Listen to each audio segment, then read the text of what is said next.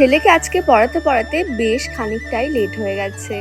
রান্নাঘরে এসে দেখছি অনেকটা পরিমাণেই মাংস রাখা আছে আজকে রাতে রান্নার জন্য। আচ্ছা, তোমাদেরকে যদি কেউ জিজ্ঞাসা করে মাংস কষা না মাংসের ঝোল, তোমাদের উত্তরটা কি হবে সেটা আমাকে একটু কমেন্ট করে জানাবে। আমার কিন্তু অলওয়েজ আমি বলবো মাংসের পাতলা ঝোল আলু দিয়ে, বাঙালি স্টাইল। মাংসের ঝোল খেতে বরাবর আমার কিন্তু খুব ভালো লাগে।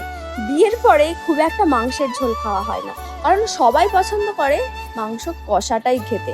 রুটি দিয়ে হয় যেহেতু, দুপুরবেলা মাংসটা আমাদের বাড়িতে খুব কমই রান্না। গরম গরম মাংসের ঝোল দিয়ে ভাত, উফ যা দারুণ লাগে না খেতে। আমার তো সব সময়ের জন্যই ভালো লাগে মাংস। অনেকেই আছে অনেক রকম করে মাংস রান্না করে, যেমন ধরো আমার শ্বশুর মশাই কখনো রান্না করতে দিলে তিনি রান্না করেন কিভাবে, মাংসটাকে ভালো করে ম্যারিনেট করে প্রথমে ভেজে তুলে নেয়, তারপরে যেমনভাবে কষানো হয় মাংস, পেঁয়াজ আদা রসুন এগুলো দিয়েই করেন।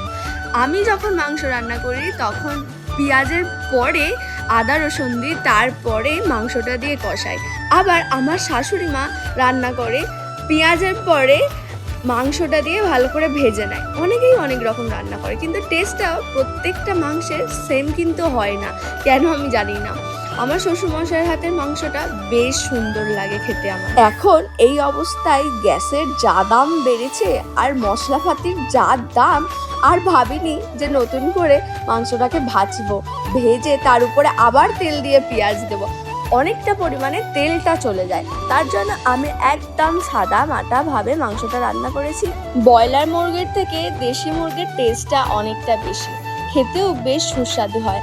ভাবছি এবারে যখন রান্না করব তখন দেশি মুরগি বা মোরগ এটাই রান্না করব, ব্রয়লার মুরগি আর যেন খেতে ভালো লাগে। এখন আমি মাংসটাকে ভালো করে কষিয়ে নিচ্ছি। কষিয়ে নেওয়ার পরে একদম মাংসের কালারটা যখন লাল লাল হয়ে আসবে তখনই আমি দেব একটু জল দেব, বেশি আবার জল দেব না, কারণ সবাই খাবে কষা, আমার হয়তো ঝোলটা ভালো লাগে। তোমাদের সাথে কথা বলতে বলতে প্রায় রান্নাটা আমার শেষের দিকে।